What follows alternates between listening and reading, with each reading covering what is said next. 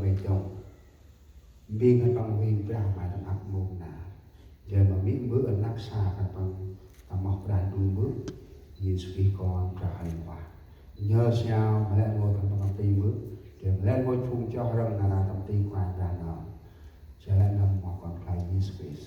Amen. Okay, wait then. Lại ngồi chung này chọc nào đó ăn mà bằng. Okay, some guys speak English. Some people know. I got one book song right here.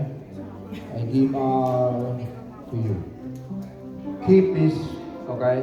You write down today. This is a hymn that you will be practicing. Even though you don't speak Bunong, you have to practicing how to read it. Okay. This is a gift from the church.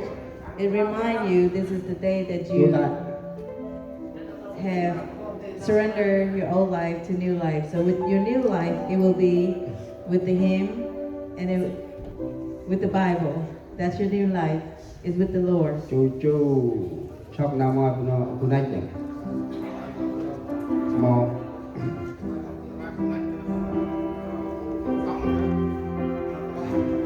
John speak now, right?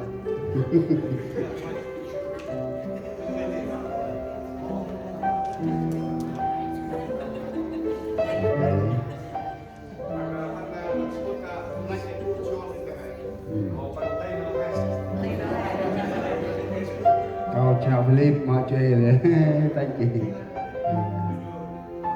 Ok, lâu quá, hãy khu bài tóc nóng.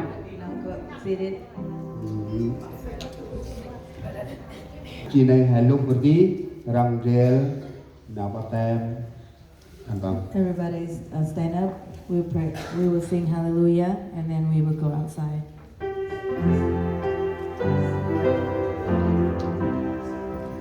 Hallelujah.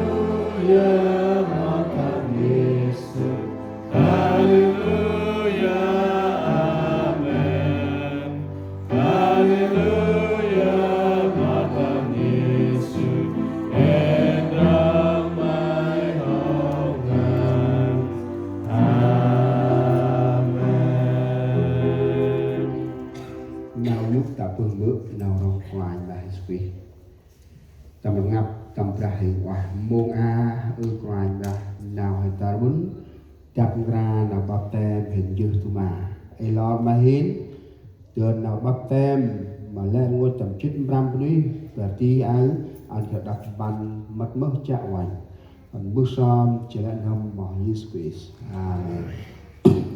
Chúc